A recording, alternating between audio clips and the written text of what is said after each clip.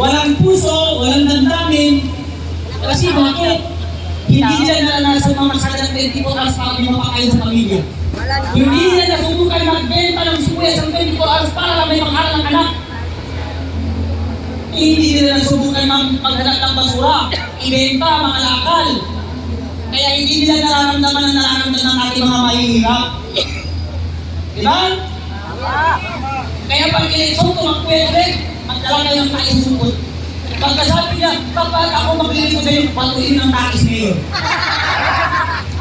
Alam ba? Patuloy ng tais yan. Diba? Kasi mas masawal pa sa tais yung pagbugali eh.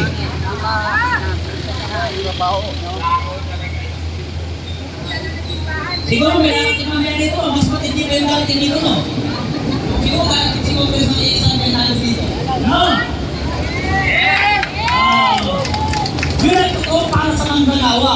Ito, pang-aagaw. May kamanggagawa pang ilis. San Fernando.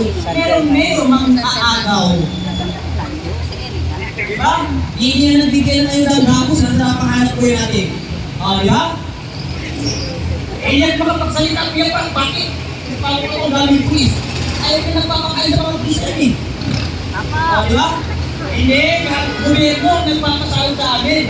Eh, sino ang nagpapasahod sa gobyerno? Hindi ba ang tao? Ha? Yan, explain ko namin. Pinagpura ko sila, kakakarin pala eh. Ba't mo nga, pinagpura ko sa salita lang? Diba? Tapos iba na rin yun. Pag ikaw lumabang ka sa mananako ng politikong, makukulong ka. Sino magpapakulong sa'yo? Yung politikong magkanakaw. Pag ikaw magnakaw, sabihin sa'yo, dapat nanghingi ka na lang. Pag nanghingi ka naman, pakinahanap ko yung nakasapas mo. Pag nahanap ko ka naman, lahat hinahanap sa'yo. Kumuha ka ng medical, magpa-drug test ka, saan ang diploma mo, saan ang experience mo, saan ang valid ID mo. Kuha ko ng valid ID. Kumuha ka ng valid ID kasi kakagasin mo ng college, di ba? Meron ng diploma. Anong sabi sa'yo? Ng postal ID. Kailangan may valid ID ka. Eh, kukuha ka ng valid ID, tama ka ba? Di ba? Nakakuha ka muna ng ano? Biodata. Bumili ka ng biodata. Pumunta ka naman sa... Ano kaya yung pinakukuha ng ano? PhilHealth. Sabihin sa'yo lang, kumuha ka ng ABI. Hanapan ka rin ng ID. Kukuha ka muna ng team ID. Hanapan ka ng birth certificate. Pag lahat yung nakuha mo, hanapan ka experience.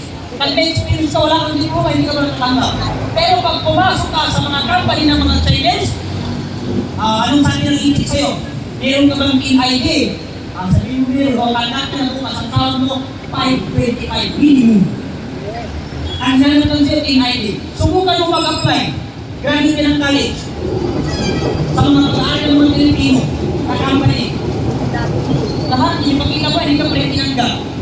Tapos sabihin sa'yo, anti-Chinese ako, ayaw ko ng Chinese. Pero, Amerika ako.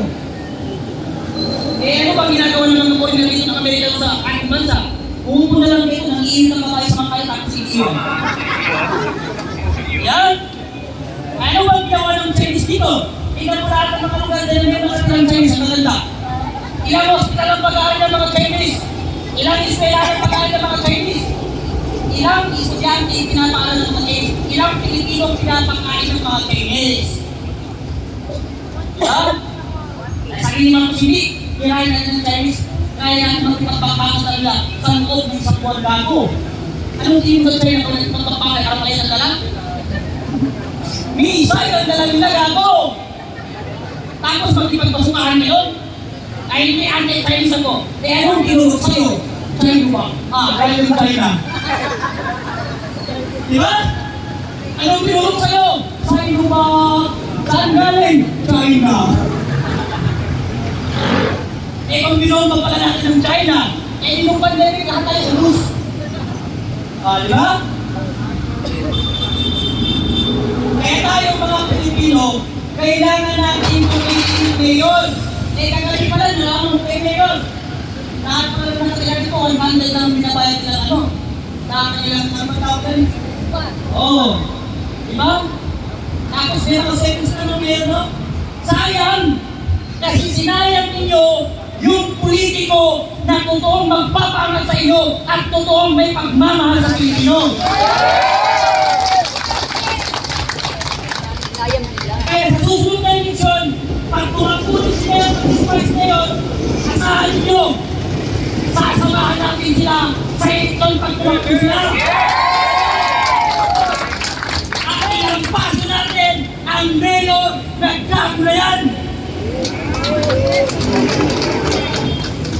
Yun, di pala. Eleksyon, dinalikat mo lang. Sabi niya, yun, hindi mayor. Yun, mayor. Ano ba, dinalikat lang naman. Iba daw yung Yorme. Kasi yung Yorme, matatag, may prinsipyo. Yung mayor, may pagnanakaw, pagpapahirap ang tanga. Pero kaiba pala. No, malapit ang eleksyon, handa ba tayong lumaban? Ilang paso natin ang bobong mayor na yan. Ay kayo matakot ha? Baka mamaya mabusok sa lang nito. Ay nabusok ko kayo naman, di ba? Lawag ng lupa. Lawag ng lupang pag-iitingan. Mga ilang taon, susunod na si Mayor. Di ba? Kaya hindi nakakatakot mamatay. Ay, hindi po sakit, takot mamatay. Mamatay naman yung papalay sa iyo eh. Pagkailan lang sa impyerno. Pag siya maraming nagawa mabuti, pinapasok ni Lord ng paraiso. Lord, wait lamang. Sabi ni Lord, bakit po Mark? Pinupatay ako din eh. Baka naman pwede sa impyerno ka lang paraiso. Sabi ni Lord, sige, makapakita ko palang gago ka. Diyan? Kaya, kung dito naghihirap tayo, bawi na lang tayo sa susunod na ating buhay. At sana, yung mga mayor naman ang magkalkal ng basura, yung mga politikong mga tanga naman ang mamulot ng basura. Pero hindi mangyayari. Bakit? Lulutuin sila sa talas sa impyerno dahil sa kawalan ng justisya sa mga mahihirap. Maraming salamat!